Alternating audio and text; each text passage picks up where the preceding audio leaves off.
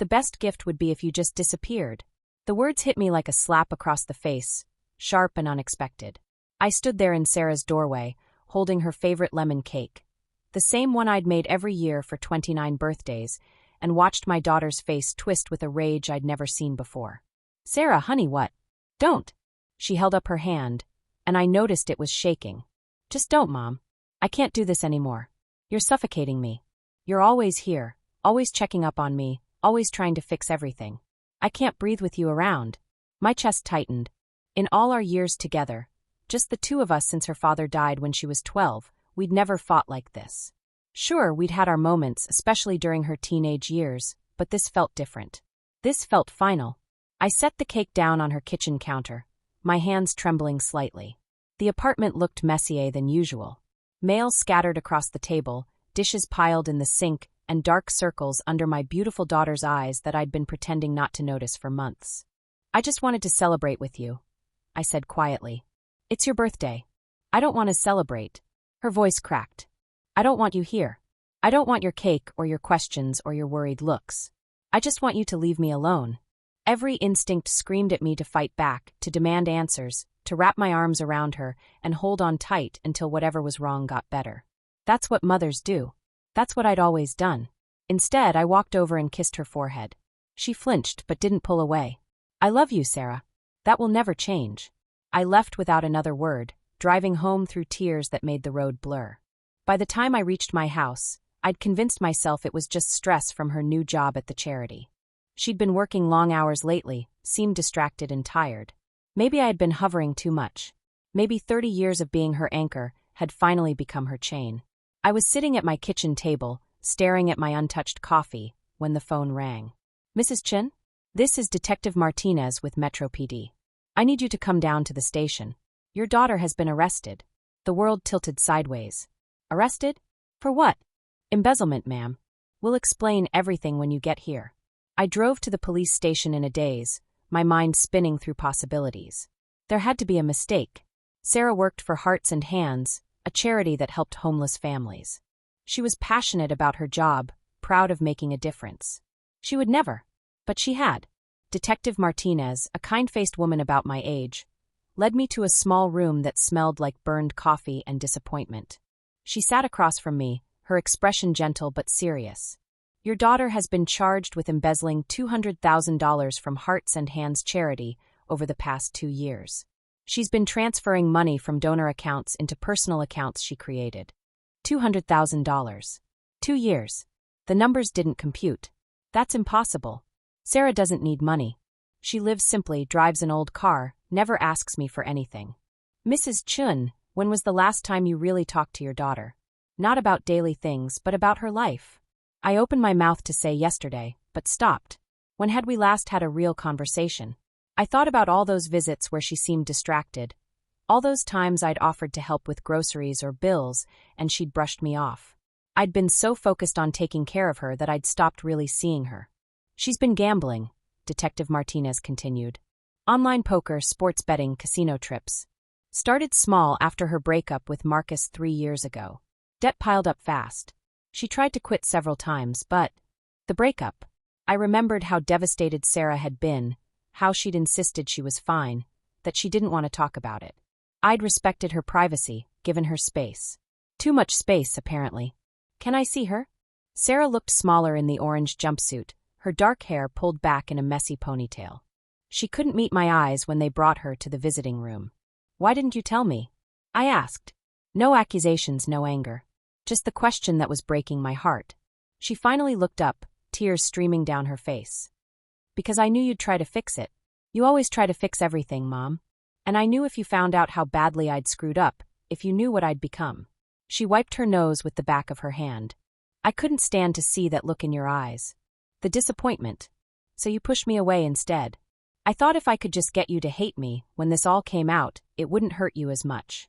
You could just write me off as the daughter who broke your heart, instead of the daughter who broke your trust." I reached across the table and took her hands. They were cold and small, just like when she was little and woke up from nightmares. "Sarah, honey, the only thing that breaks my heart is that you thought you had to face this alone." She sobbed then, the kind of crying that comes from deep in the chest, from a place where shame and fear have been living too long. I'm so sorry, Mom. I tried to stop. I tried to pay it back, but every time I thought I was getting ahead, I'd lose more. And then I'd tell myself just one more transfer, just until I could win it back. How long have you been carrying this by yourself? 2 years. God, Mom, 2 years of lying to you, to everyone. Do you know what that feels like? Seeing you bring me birthday cake while I'm stealing money from homeless families. I thought about all the signs I'd missed, all the times I'd chosen to believe her surface explanations instead of digging deeper.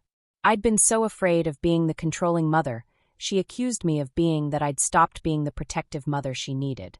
We'll figure this out, I said. Mom, I stole $200,000. I'm going to prison. Then we'll figure that out too. You should hate me. You should be disgusted with me. I squeezed her hands tighter. Sarah, I've loved you every day for 29 years. I'm not going to stop now because you're in trouble. That's not how love works. She cried harder. I was so scared you'd stop loving me if you knew the truth. The only thing that scares me is how alone you must have felt. We sat in silence for a moment, holding hands across a table in a room filled with other broken families, having other difficult conversations. What happens now? I asked. My lawyer says probably 2 to 5 years, depending on how cooperative I am. I've already given them everything, bank records, betting accounts, passwords. I want to make this right, even if I can't really make it right. I nodded. We'll get through this. How can you be so calm? Your daughter is a criminal. I looked at this woman I'd raised, this person I'd loved through scraped knees and broken hearts, and now this, the biggest break of all. She was still my Sarah. Flawed, scared, drowning in consequences she'd created, but mine. Because I finally understand what you were trying to tell me this morning. You weren't being cruel. You were trying to protect me. Fat lot of good it did.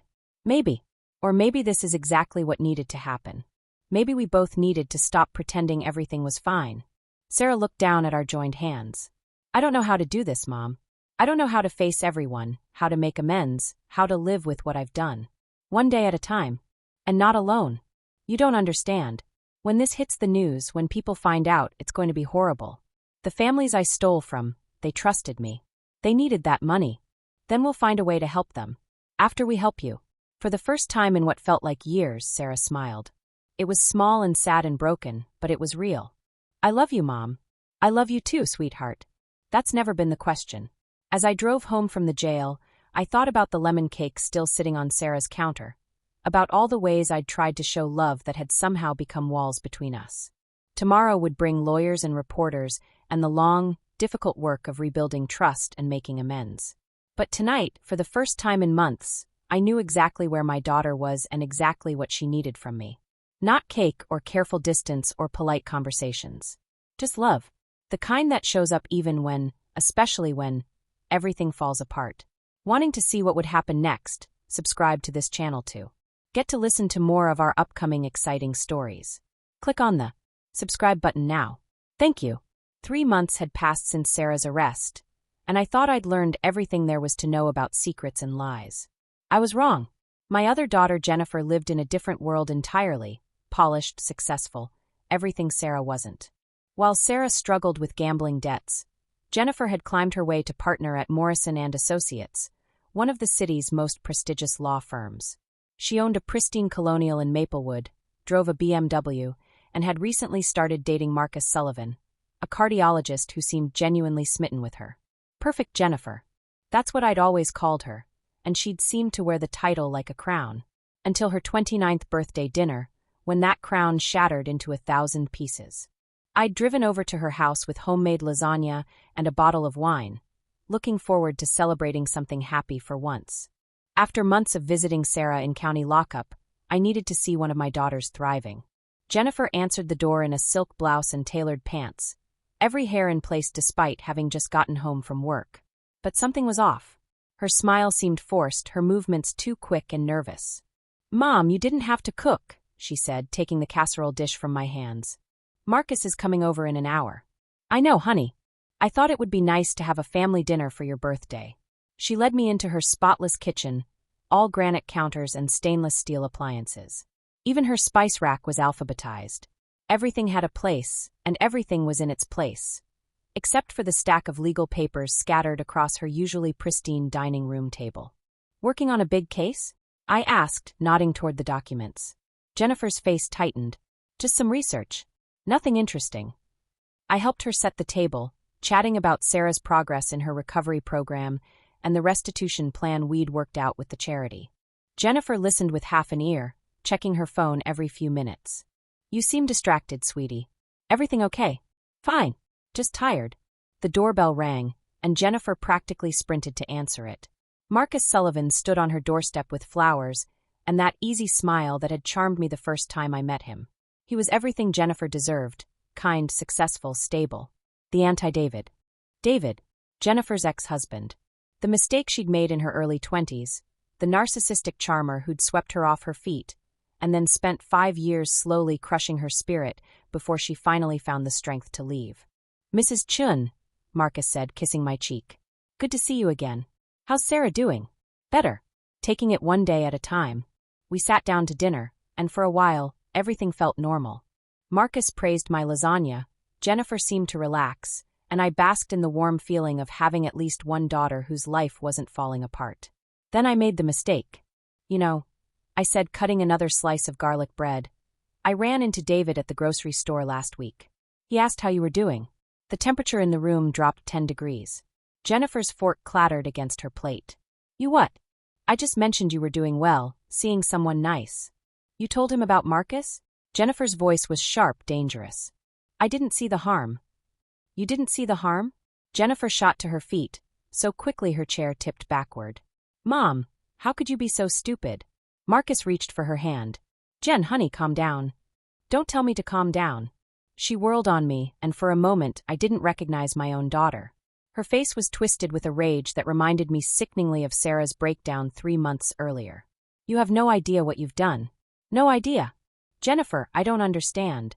Of course you don't understand. You never understand anything. You just blunder through everyone's life, making everything worse. Her voice was rising to a scream now.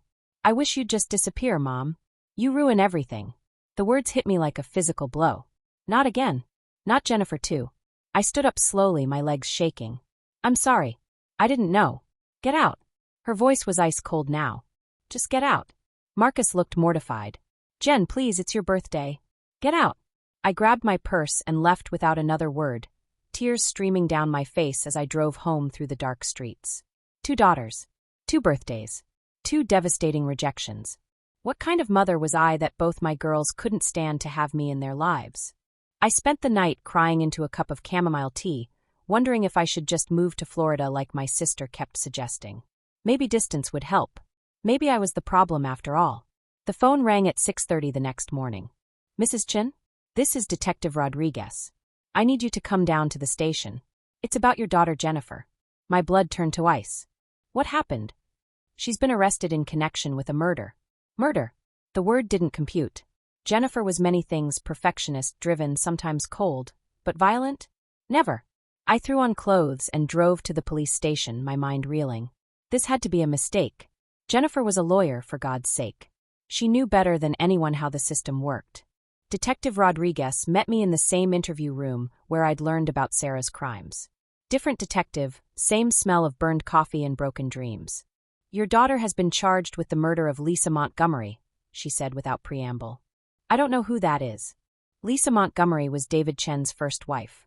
She was found dead in her apartment yesterday morning. Strangled. David's first wife. I'd known David had been married before Jennifer, but I'd never met Lisa. Jennifer rarely talked about David's past, just said it was complicated. I don't understand. Why would Jennifer? Mrs. Chun, your daughter and her ex-husband have been having an affair for the past 6 months. We have hotel receipts, text messages, photographs. Lisa Montgomery found out and was threatening to expose them unless David paid her a significant sum of money. The room started to spin. That's impossible. Jennifer is dating Marcus. She hates David. That's what she wanted everyone to think. Detective Rodriguez opened a file and spread out photographs. Jennifer and David entering a hotel. Jennifer and David kissing in a parking garage. Jennifer and David having dinner at a restaurant across town where no one would recognize them. My perfect daughter. Living a lie. Lisa Montgomery had been receiving child support from David, but she wanted more. She was going to sue for alimony, claim he'd hidden assets during their divorce. When she found out about the affair, she had leverage. So David killed her? That's what we thought initially. David has an airtight alibi for the time of the murder. He was at the medical center performing surgery, surrounded by witnesses. I stared at the photographs, trying to reconcile the Jennifer I knew with this stranger. Then why? Your daughter doesn't have an alibi.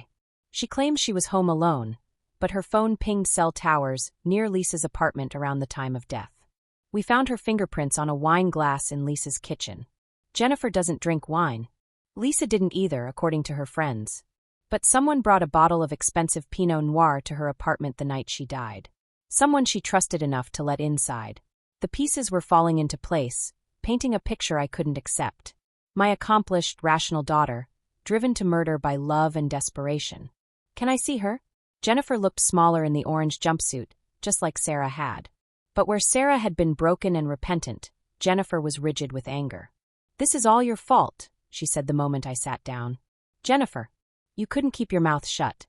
You had to tell David about Marcus, didn't you? You just couldn't mind your own business. I felt like I was drowning. I don't understand any of this. You were seeing David again? For how long? She laughed bitterly. 6 months. Ever since his divorce from Lisa was finalized. He called me, said he'd made a mistake letting me go, that he'd changed. I was lonely and he was. She shrugged. You know how David is. Charming when he wants to be. But Marcus was convenient. A cover story. David needed everyone to think we hated each other while he sorted out his financial situation with Lisa. His financial situation? Jennifer looked at me like I was incredibly stupid. David owes Lisa almost $200,000 in back child support and alimony. She was threatening to garnish his wages, freeze his assets, destroy his medical practice. We were planning to wait until he could get the money together, then we'd be free to be together openly. $200,000. The same amount Sarah had stolen. I wondered if there was some cosmic joke being played on our family. But she found out about you too. She hired a private investigator. Started following us, taking pictures. Then she called me at work and said she wanted to meet. Said if David didn't pay her everything he owed plus another 100,000 for her silence, she'd send the photos to the State Bar Association, ruin my career along with his. So you went to see her. Jennifer's mask finally cracked. Tears spilled down her cheeks. I went to reason with her. To try to work something out. I brought wine, thought we could talk like civilized people. What happened? She laughed at me. Said I was pathetic for taking back a man who'd already thrown me away once. Said she was going to destroy both of us just for the fun of it. Jennifer wiped her nose with her sleeve. She wasn't going to settle, Mom. She wanted to watch us burn. So you killed her? No. The word exploded out of her. I left. I got angry and left. Someone else must have. She stopped abruptly. Someone else what? Jennifer's face went carefully blank. Nothing. But I could see the lie in her eyes. The same look Sarah used to get when she was hiding something as a child. Jennifer, what aren't you telling me? She was quiet for a long time, staring at her hands. When she finally spoke, her voice was barely a whisper. David knew I was going to see her. I told him I could handle it, that I could convince her to be reasonable. She looked up at me with eyes full of a pain I'd never seen before. But what if he wanted me to go? What if he knew exactly what would happen? The blood drained from my face. What do you mean? David's smart, Mom. Smarter than I ever gave him credit for. What if he planned this whole thing? What if he wanted Lisa dead and needed someone to take the fall? But you said he had an alibi. He did. Perfect, unbreakable. While I was at Lisa's apartment, getting my fingerprints on everything, arguing with her where the neighbors could hear. She laughed bitterly. He was in surgery, saving lives, surrounded by witnesses. The pieces clicked together with horrible clarity. He set you up. Maybe. Or maybe I'm just paranoid and desperate, looking for someone else to blame for what I did. What did you do, Jennifer? She met my eyes, and I saw the truth there before she spoke it. I killed her, Mom. Lisa Montgomery is dead because of me. The words hung in the air between us like poison. My perfect daughter. My successful, brilliant, accomplished daughter. A murderer. It wasn't supposed to happen, she continued in that same broken whisper. She was being so awful, so vindictive. She said she was going to call you, tell you exactly what kind of daughter you'd raised. She was going to destroy Marcus too, just for being associated with me. Jennifer's hands were shaking now. I got so angry and she kept laughing, and there was this heavy candlestick on her mantel. I closed my eyes, but I could still see it.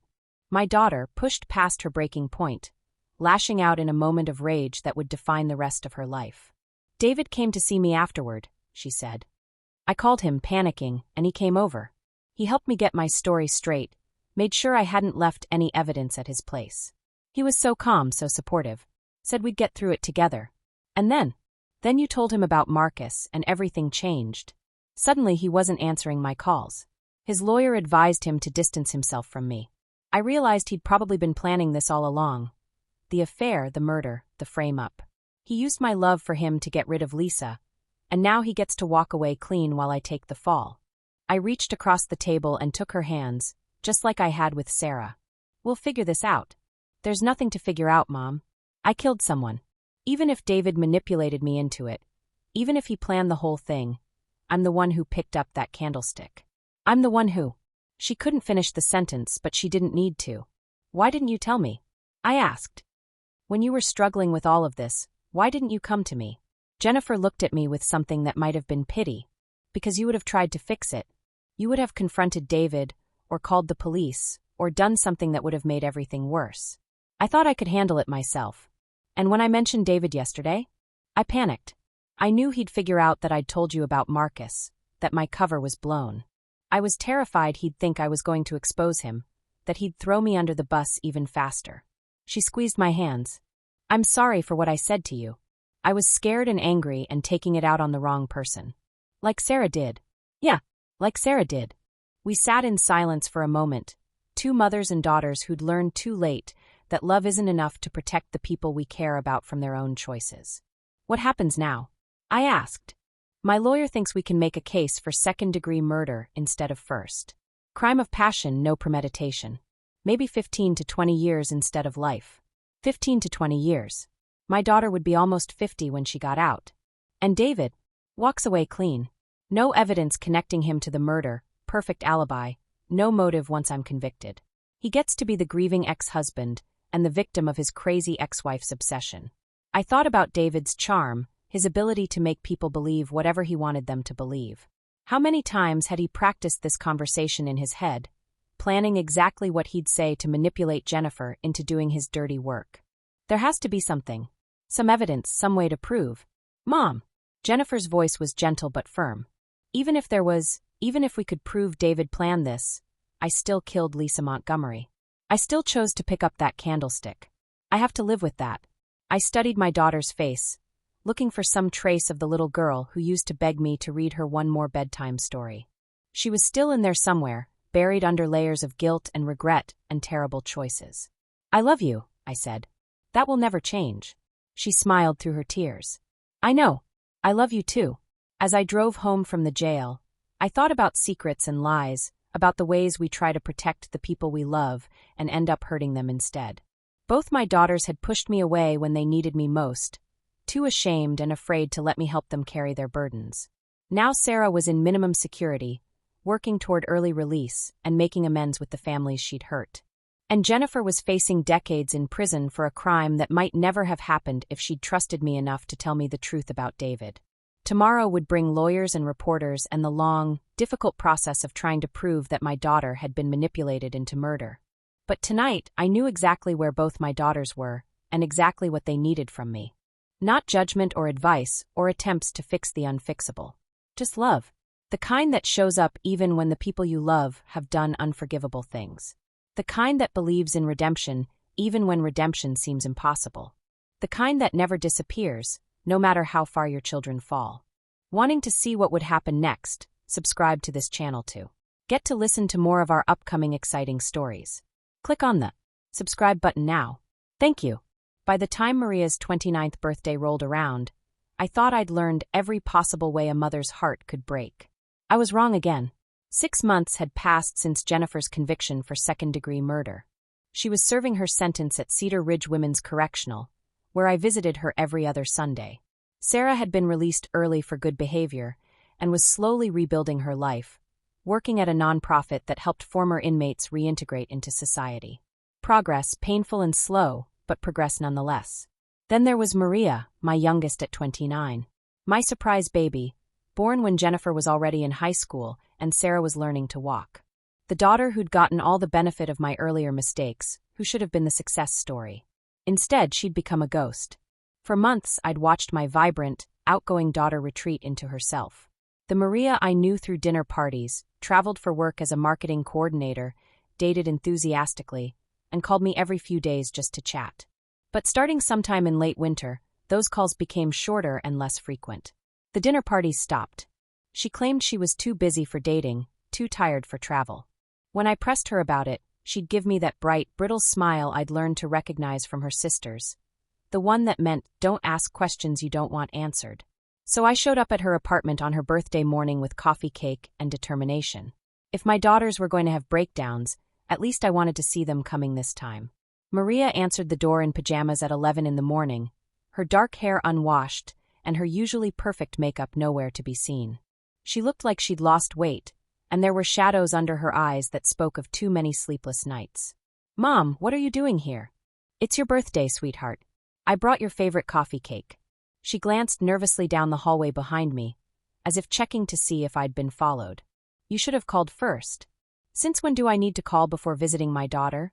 She stepped aside reluctantly, and I followed her into the apartment. The space that used to be warm and welcoming felt different, darker somehow, with the blinds drawn tight against the morning sun. Mail was stacked unopened on the kitchen counter, and I noticed several envelopes that looked official, maybe legal. "Everything okay with work?" I asked, nodding toward the mail. "Fine.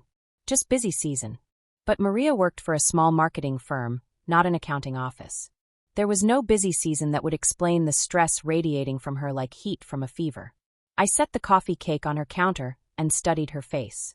She was trying to look normal, but I could see the effort it was costing her. This wasn't depression or work stress. This was fear. "Maria, honey, what's wrong?" "Nothing's wrong. I'm just tired. Don't lie to me. After everything we've been through with your sisters, please don't lie to me." She flinched at the mention of Sarah and Jennifer. "This isn't like that." "Then tell me what it is like." For a moment, I thought she might actually open up. Her resolve seemed to crack, and I saw the little girl who used to crawl into my bed during thunderstorms. Then her phone buzzed with a text message, and whatever courage she'd been gathering evaporated. She read the message, and her face went white. "Mom, you need to leave." "What? We haven't even had cake yet. Please." Her voice was urgent now, almost panicked. "You need to go. Right now." "Maria, you're scaring me." She grabbed my hands, and I realized she was shaking, actually trembling like a leaf in a storm. "If you love me, you'll disappear from my life. It's the only gift I need." The words hit me like an echo from hell. How many times was I going to hear variations of this speech? How many times were my daughters going to try to push me away when they needed me most? "I'm not leaving until you tell me what's happening." "Mom, please. If you stay, you could get hurt." I couldn't live with that. Get hurt. This wasn't about gambling debts or affairs gone wrong. This was about physical danger. "Who's threatening you?" She looked at me with eyes full of despair. "I can't tell you. I can't tell anyone." "Maria, go." The word came out as a scream, raw and desperate. "Please, Mom, just go. Trust me this one time. Leave and don't come back until I call you." Every instinct I had told me to stay, to wrap my arms around her and demand answers. But I'd learned something from Sarah and Jennifer's situations. Sometimes love means giving people the space they think they need, even when it goes against everything you believe as a mother.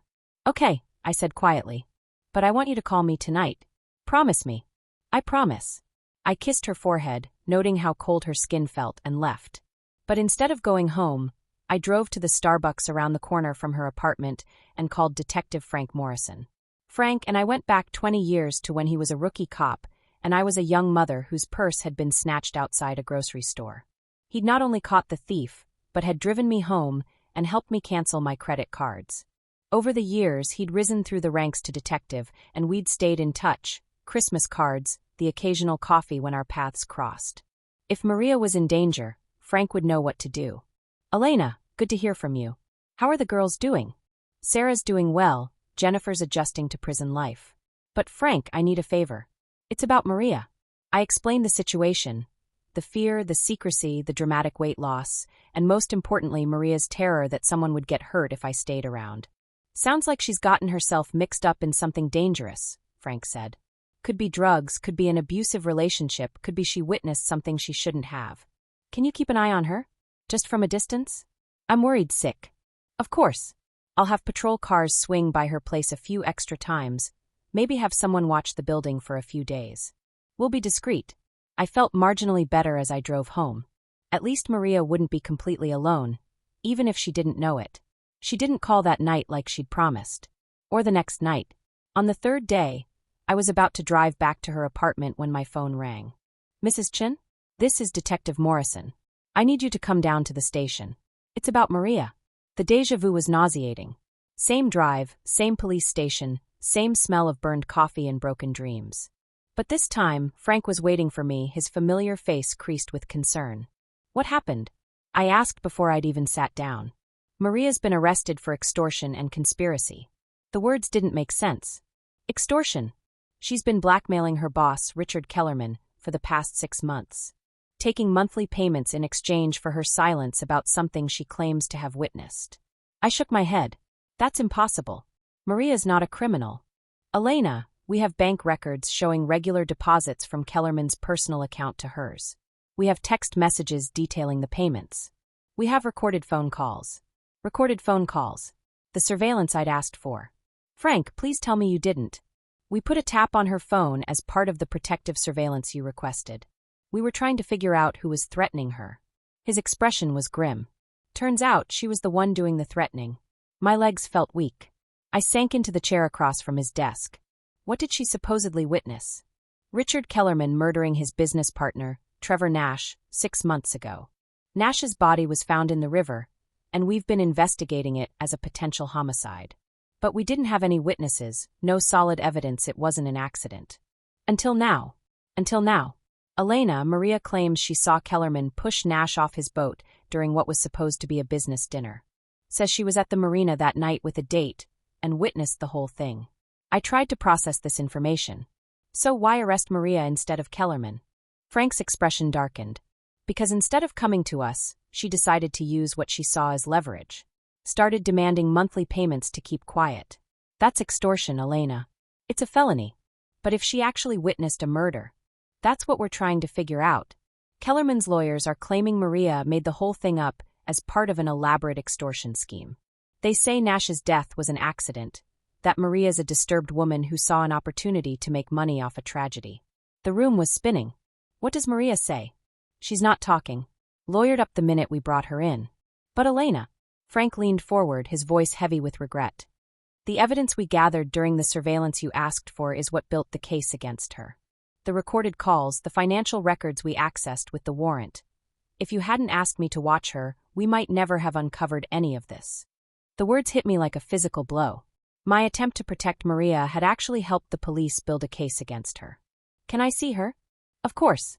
But Elena, prepare yourself. She's not taking this well. Maria looked broken in her orange jumpsuit, smaller and more fragile than I'd ever seen her. When she saw me across the visiting room table, she started crying. I'm sorry, Mom. I'm so sorry. Tell me what really happened. She wiped her eyes with her sleeve. I was at the marina with Kevin. Remember Kevin from my office? We'd had dinner, and were walking along the docks afterward. It was romantic, you know? All those boats with their lights reflecting on the water. I nodded, encouraging her to continue. We heard voices from one of the bigger boats, angry voices. I thought maybe it was just a domestic dispute, but then I recognized Mr. Kellerman's voice. He was shouting at Trevor Nash about missing money, about how Trevor had been skimming from their clients. Did you see what happened? We were hiding behind some pilings, trying not to get involved. But then the shouting stopped, and there was this splash. When we looked, Trevor was in the water, not moving. And Mr. Kellerman was just standing there, watching. Why didn't you call the police? Maria's face crumpled. Because Kevin freaked out. He said we shouldn't get involved, that it could have been an accident, that we didn't really see anything. He made me promise not to say anything. But you did say something. To Kellerman. Not right away. I tried to forget about it, pretend it hadn't happened. But then I started having nightmares, and I kept thinking about Trevor's family, about how they deserved to know the truth. She took a shaky breath. So I went to Mr. Kellerman's office about a month later. To tell him you'd witnessed the murder? To tell him I was going to the police. I thought maybe if I warned him first, he'd turn himself in, make it easier for everyone. But that's not what happened. He laughed at first, Maria continued. Said I was delusional, that there was no way I could have seen anything from where I claimed to be. Then he got serious and asked me what I wanted. What you wanted? Money. He assumed I was there to blackmail him. And when I said I wasn't, he got this look on his face, like he was calculating something. Then he said maybe we could work out an arrangement that would benefit both of us. So he offered to pay you to keep quiet. $5,000 a month. He said it was a lot less than what a long legal battle would cost him, and it would help me with my student loans. He made it sound so reasonable, so logical. I could see how it might have seemed that way to a young woman drowning in debt, scared and confused about what she'd witnessed. At first, I said no. But then he started talking about how unreliable witness testimony could be, how expensive lawyers were, how much of my life would be consumed by trials and depositions. He said I could take the money and forget the whole thing, or I could go to the police and spend the next 5 years of my life reliving that night over and over again. So you took the money? For a few months, yes. But Mom, I never stopped feeling guilty about it. Every time I deposited one of his checks, I felt like I was betraying Trevor Nash and his family. I kept telling myself I'd go to the police eventually, when I was stronger, when I had enough money saved up to quit my job and start over somewhere else. What changed? Kellerman got tired of paying. He started making threats, saying he'd claim I'd been extorting him all along if I ever went to the police. He said he had recordings of our conversations that would make me look like the criminal. The threatening letters. The fear. The dramatic weight loss. So when I came to see you on your birthday, he just told me he was done paying, that he was going to solve the problem permanently. I was terrified he was going to hurt you to keep me quiet, or hurt me and make it look like an accident. Maria's voice broke. I just wanted you to be safe. And the police surveillance I arranged gave them everything they needed to arrest me instead of him. The recordings show me demanding money, talking about keeping secrets. Without the context of what I actually saw that night, it looks exactly like what they're charging me with. We sat in silence for a moment, both of us contemplating the horrible irony. My attempt to protect Maria had actually sealed her fate. What happens now? I asked. My lawyer thinks I might be able to work out a plea deal if I testify against Kellerman for Trevor's murder. But there's a problem. Kevin has disappeared. Disappeared? Left town right after I was arrested. My lawyer thinks Kellerman got to him, either paid him off or scared him off. Without Kevin to corroborate my story, it's just my word against Kellerman's. And given that I've been taking money from him for months, my credibility is shot. I felt sick. How long? If I take the plea deal, maybe 3 to 5 years. If I go to trial and lose, could be 10 to 15. 3 daughters. 3 arrests. 3 different ways I'd failed as a mother. Maria, I'm so sorry. If I hadn't called Frank, if I hadn't asked for the surveillance. Mom, stop. She reached across the table and took my hands. You were trying to protect me. You couldn't have known how it would turn out. I should have trusted you when you said to stay away. Maybe. Or maybe if you had, I'd be dead right now. Kellerman was making some pretty serious threats.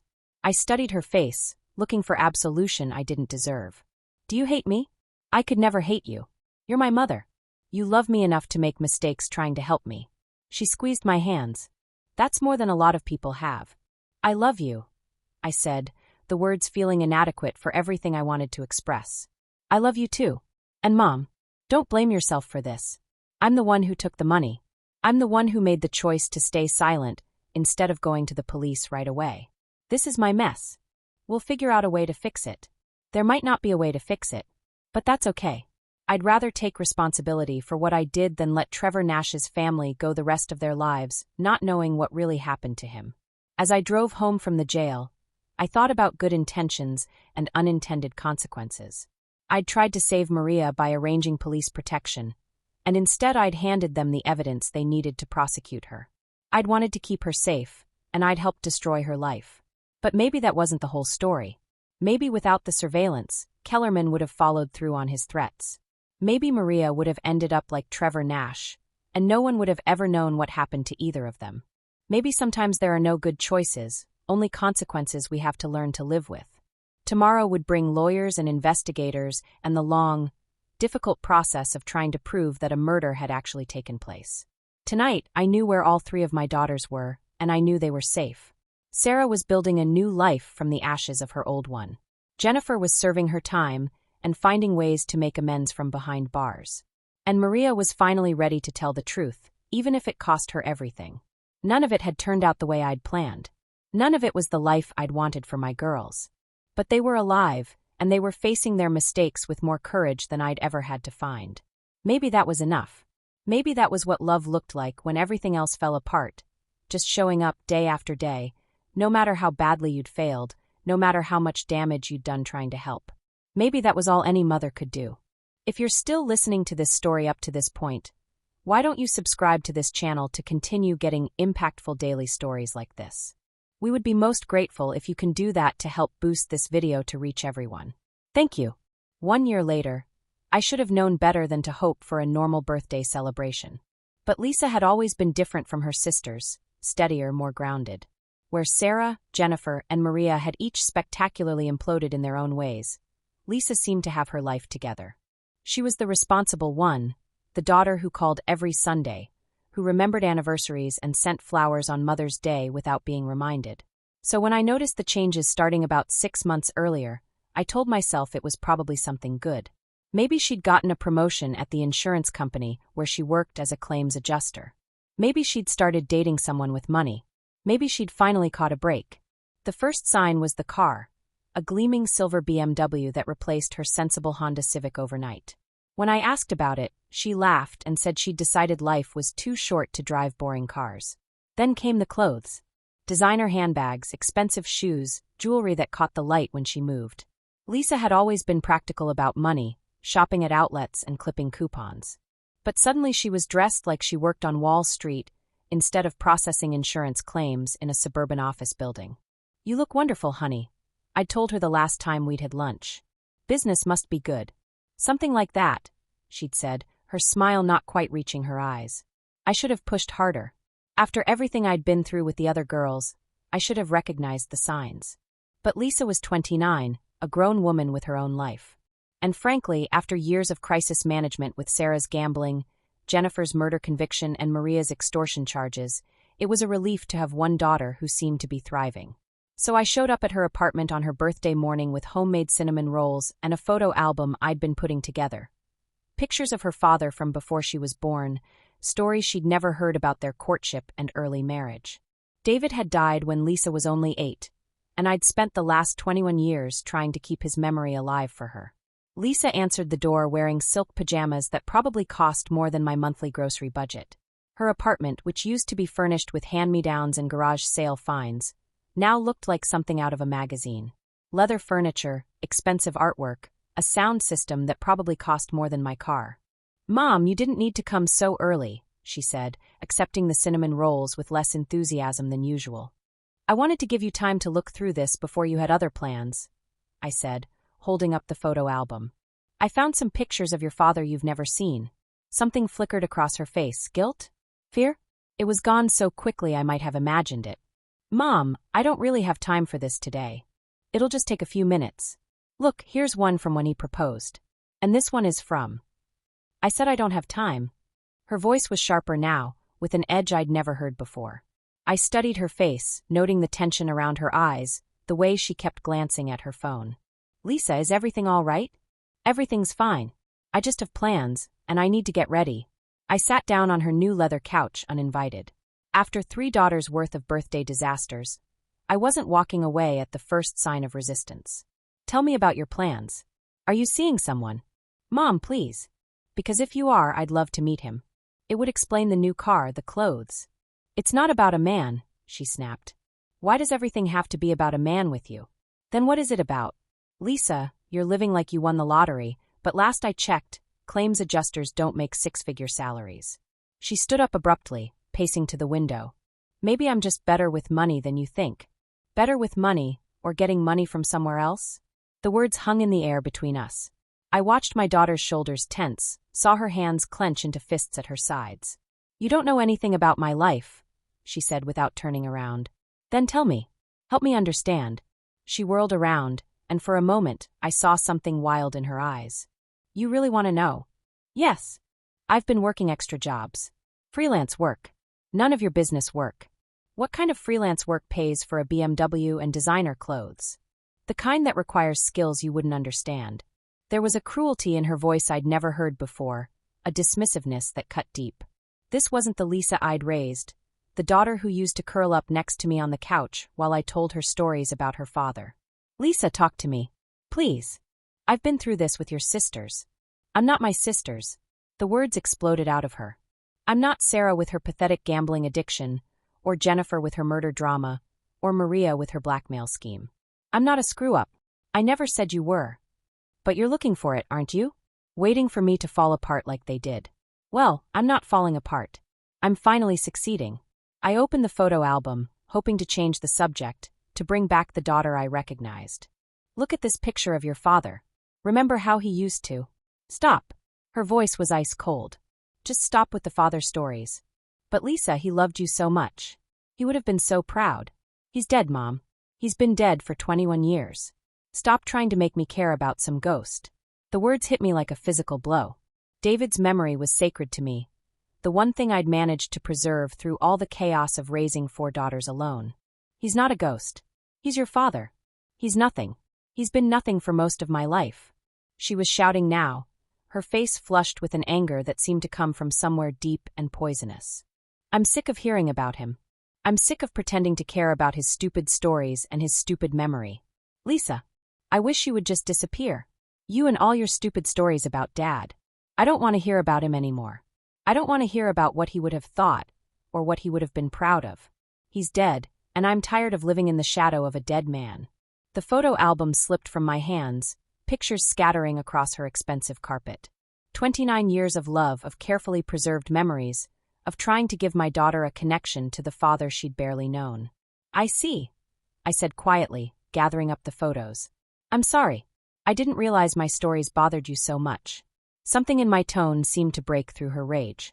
Her face crumpled, and for a moment she looked like the 8-year-old who'd cried at her father's funeral. Mom, I didn't mean. Yes, you did. And that's okay. You're entitled to your feelings about your father's memory.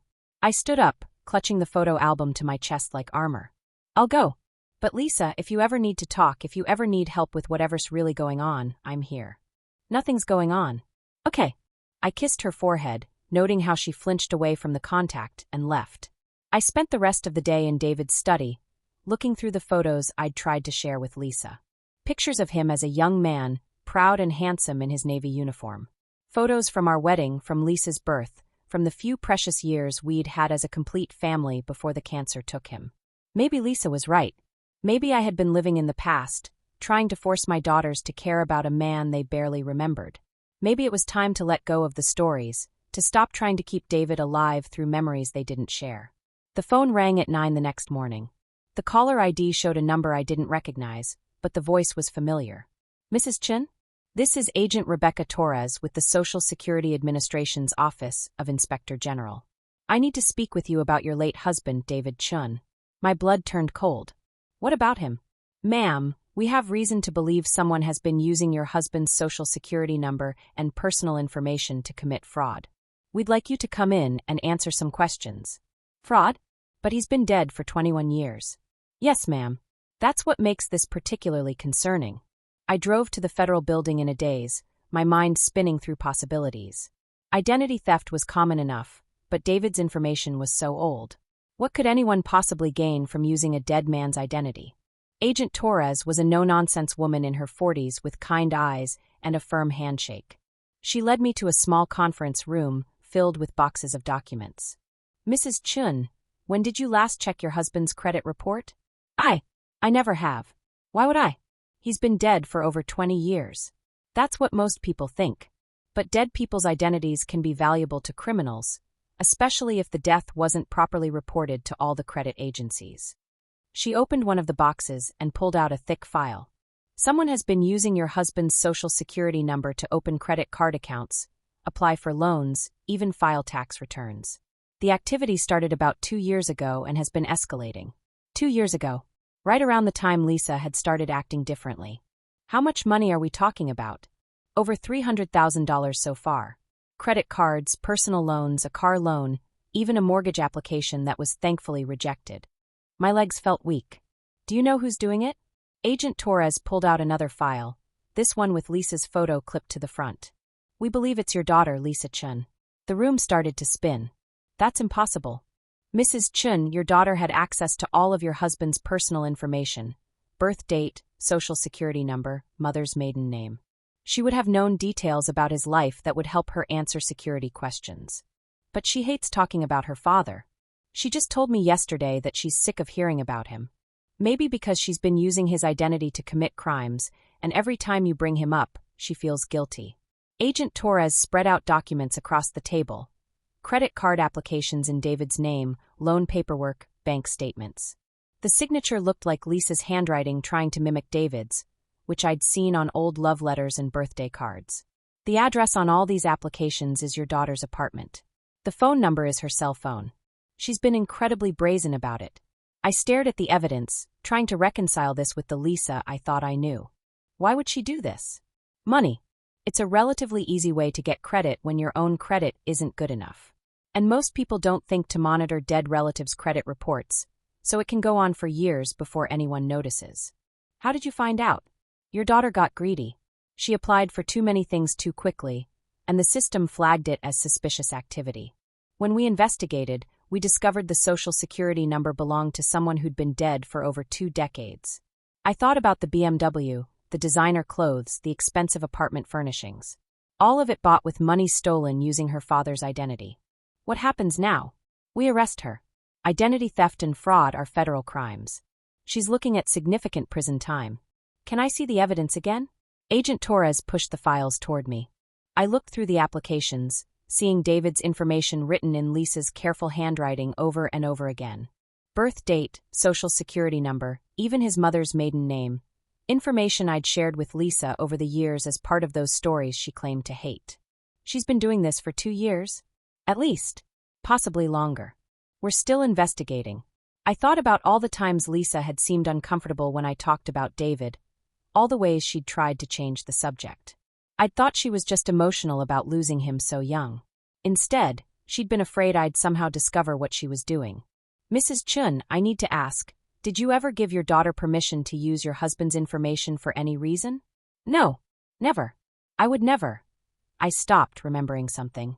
Actually, about 3 years ago, she helped me apply for survivor's benefits I'd never claimed. She said she'd handle the paperwork since it was so complicated. Agent Torres made a note. That's probably how she learned the process, figured out how the system worked. So she used my trust in her to learn how to steal from her own father's memory. I'm sorry, Mrs. Chun. I know this is difficult. Difficult didn't begin to cover it. My daughter had spent 2 years desecrating her father's memory, using his identity like a tool to fund her lifestyle. Every time I'd tried to share a story about David, every time I'd tried to keep his memory alive, she'd been secretly using his name to commit crimes. When will you arrest her? We have a warrant, probably within the hour. I closed my eyes, seeing Lisa's face from yesterday morning. The rage, the cruel words about her father being nothing. Now I understood why she'd been so angry. It wasn't grief or indifference. It was guilt. Can I see her before you do? Mrs. Chun, I wouldn't recommend. Please. Just for a few minutes. I need to understand why. Agent Torres hesitated, then nodded. You can try. But if she's not cooperative, or if she tries to flee, we'll have to move quickly. I drove to Lisa's apartment with Agent Torres following at a distance. My hands were shaking as I knocked on the door. Lisa answered immediately, as if she'd been waiting by the window. She was fully dressed this time, with packed bags visible behind her. Going somewhere? I asked. Her face went white. Mom, what are you doing here? I know, Lisa. I know about your father's social security number, the credit cards, all of it. She stumbled backward, and I followed her into the apartment. Up close, I could see the price tags she'd forgotten to remove from some of the newer items. A lamp that cost more than I spent on groceries in a month. Throw pillows that were worth more than most people's rent. How did you find out? The Social Security Administration called me. They've been investigating for months. Lisa sank onto her expensive couch, her face in her hands. I was going to stop. I was going to pay it all back. With what money? You've stolen over $300,000. I know. I know how bad it sounds. It doesn't just sound bad, Lisa. It is bad. You used your own father's identity to commit crimes. She looked up at me with tears streaming down her face. I never meant for it to go this far. It started small, just one credit card to help with some bills. But then it was so easy, and I was so tired of struggling, of watching everyone else have nice things while I counted pennies. So you decided to steal from your dead father. He's been dead for 21 years. It's not like he was using his credit. The casual callousness of it took my breath away. He's your father, Lisa. The man who loved you, who would have given you anything if he'd lived. But he didn't live, did he? He died and left us with nothing. Left you struggling to raise 4 kids alone, left me without a father figure. Left us poor while other people got to be happy and secure. So this is his fault. This is nobody's fault. It's just survival. I stared at my daughter, this stranger who looked like the little girl I'd raised but spoke like someone I'd never met. Why did you get so angry yesterday when I tried to show you his pictures? She was quiet for a long moment. Because every time you talk about him, I feel guilty. Every time you tell those stories about how wonderful he was, how proud he'd be of me, I think about what I've been doing with his name. Her voice broke. Do you think I wanted to feel like a criminal every time my own mother mentioned my father? Then why didn't you stop? Because I couldn't afford to stop. Do you know what it's like to finally have nice things, to finally feel successful, and then think about going back to shopping at thrift stores and driving a car that breaks down every month? So you kept stealing. I kept surviving. I heard cars pulling up outside. Agent Torres and her team, ready to make the arrest. They're here, Lisa. She nodded, wiping her eyes. I know. I saw them following you. Why didn't you run? Where would I go? Besides, maybe it's time to stop running. The knock on the door was firm, official. Lisa stood up, smoothing down her expensive clothes one last time. Mom, I'm sorry. About yesterday, about Dad, about all of it. I know you are. Do you think he would have forgiven me? I looked at my daughter, my baby, who'd grown up to desecrate her father's memory for money. David had been a good man, a loving father in the short time he'd had. He would have been heartbroken by what Lisa had done, but he would have loved her anyway. Yes, I said. He would have forgiven you. The federal agents were patient but thorough, reading Lisa her rights, explaining the charges, allowing her to gather a few personal items before taking her away. She looked smaller in handcuffs, younger, like the 8-year-old who'd cried at her father's funeral. As they led her to the car, she turned back to me. Mom, will you still visit me? Of course. Even though I ruined Dad's memory? I thought about David, about the man he'd been and the love he'd felt for his daughter. His memory wasn't ruined by what Lisa had done. If anything, it made his love seem even more precious, even more worth preserving. You didn't ruin anything, sweetheart. You just lost your way. That night, I sat in David's study again, looking through the photos Lisa had rejected. For daughters, for different ways of breaking my heart.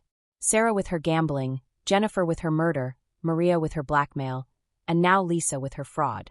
But they were still my daughters. Still the little girls I'd raised, who'd learned to ride bikes and celebrated Christmas mornings and cried when they skinned their knees. The choices they'd made didn't erase the love I felt for them, or the love David would have felt if he'd lived to see them grow up. Tomorrow would bring lawyers and reporters and the long, complicated process of trying to repair the damage Lisa had done to her father's credit and reputation. But tonight, I knew where all 4 of my daughters were, and I knew they were safe. That would have to be enough.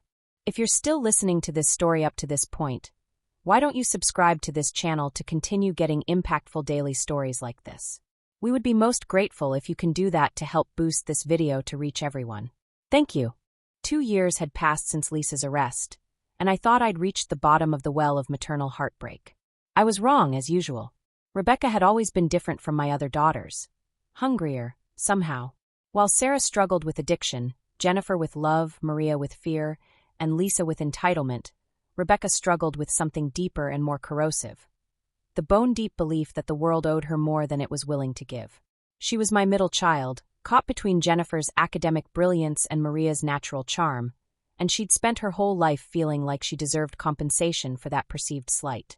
As children, she'd counted Christmas presents to make sure she hadn't gotten fewer than her sisters.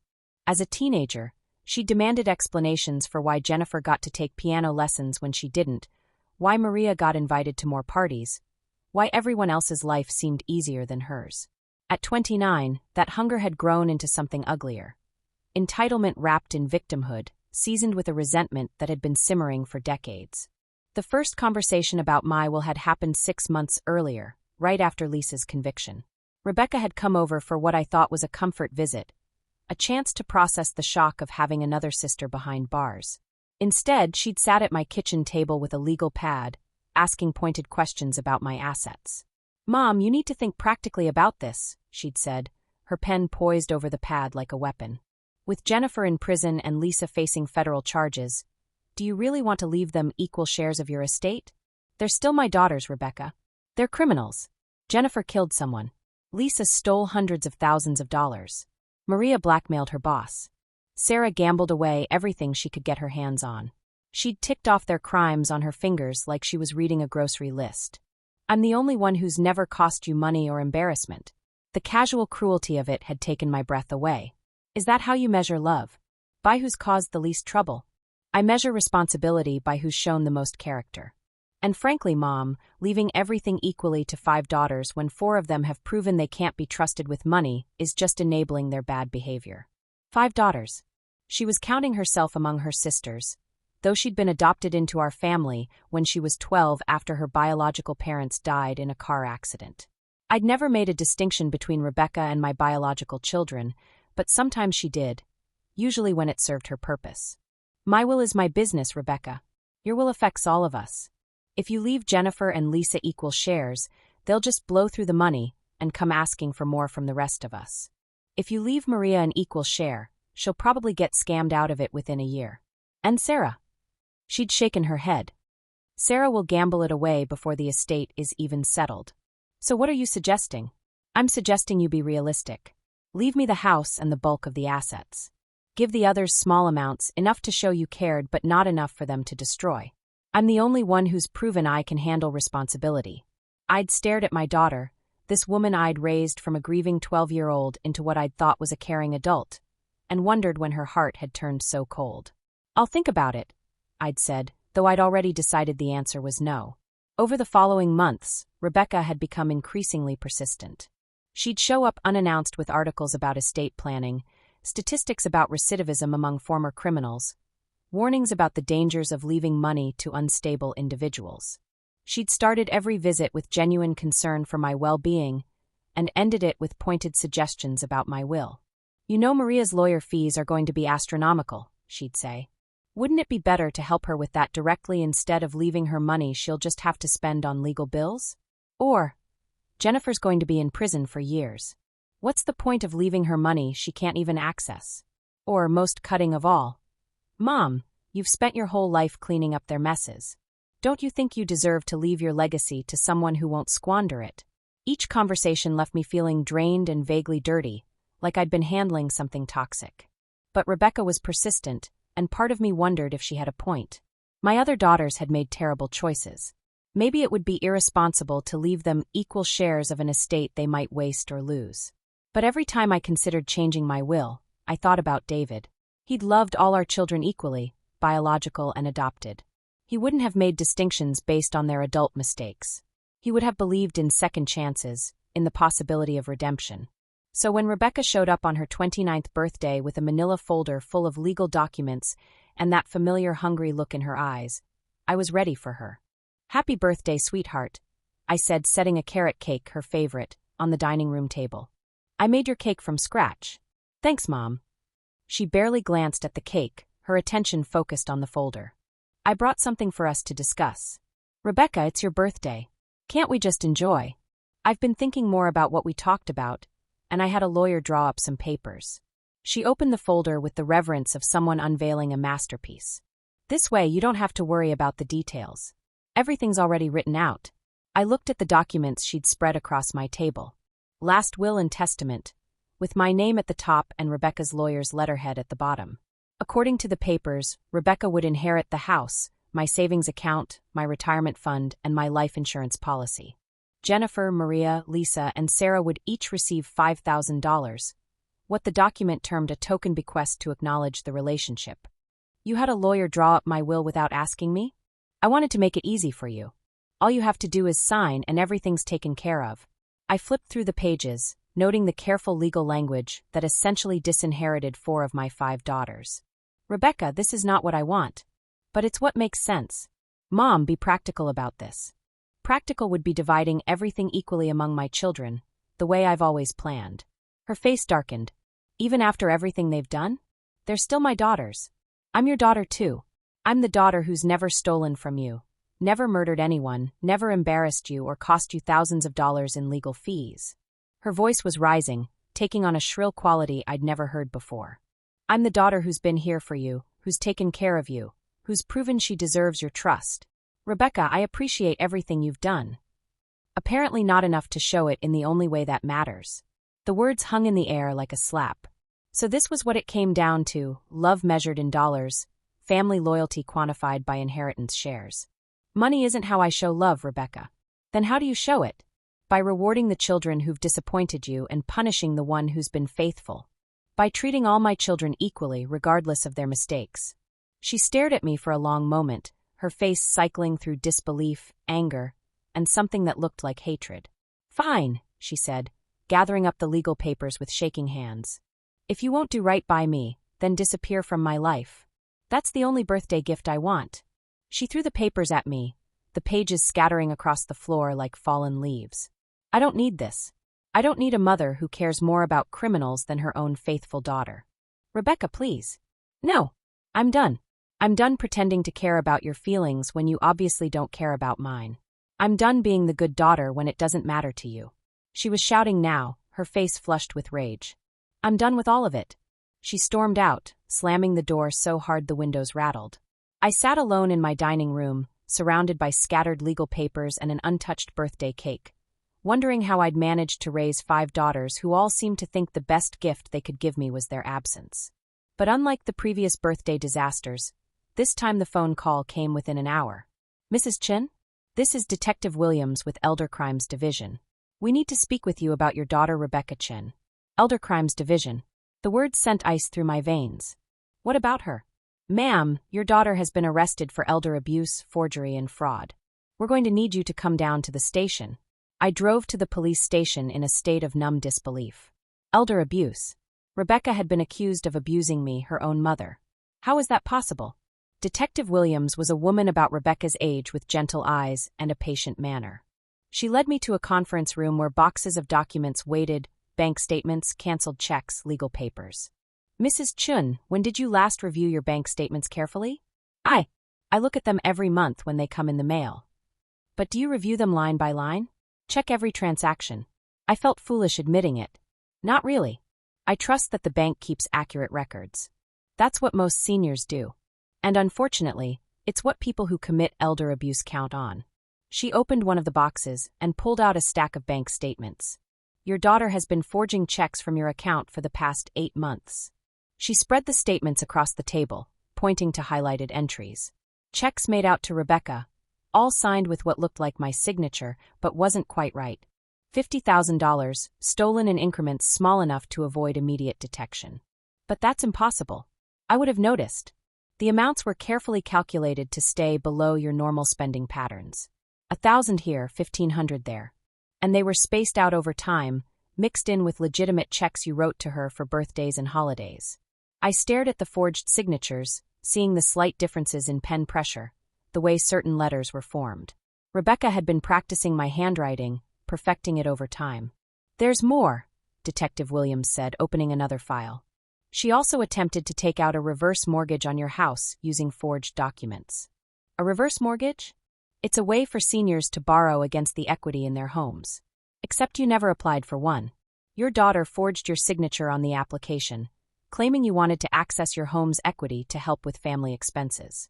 She showed me copies of the application, complete with my forged signature and financial information that could only have come from Rebecca herself. My social security number, bank account numbers, details about my mortgage and property taxes. Why didn't it go through? The mortgage company required an in-person interview, and when they called to schedule it, you had no idea what they were talking about. They flagged it as potential fraud and contacted us. I felt sick. How much money was she trying to get? $200,000. The estimated equity in your home. $200,000. Rebecca had been trying to steal my house out from under me while simultaneously demanding I leave it to her in my will. Who reported this? Detective Williams checked her notes. Your daughter Maria called our tip line. Apparently Rebecca had been bragging to her about having found a way to access Mom's money early, without waiting for inheritance. Maria, my daughter who was facing her own legal troubles, had turned in her sister for stealing from me. Mrs. Chun, I need to ask, did you ever give Rebecca permission to sign your name on any documents? No, never. Did you ever give her access to your financial information? She helped me balance my checkbook sometimes when my arthritis was acting up. But I never gave her permission to write checks or access my accounts. Detective Williams made notes. Elder abuse cases like this are often complicated by family dynamics. Victims sometimes don't want to prosecute because they don't want to see their children go to prison. Can I see her? Of course. But Mrs. Chun, I need you to understand the seriousness of what your daughter has done. This isn't just theft. It's a systematic pattern of financial abuse targeting an elderly victim. The penalties are severe. Rebecca looked smaller in her orange jumpsuit, diminished in a way that had nothing to do with the unflattering uniform. When she saw me across the visiting room table, she started crying immediately. Mom, I'm so sorry.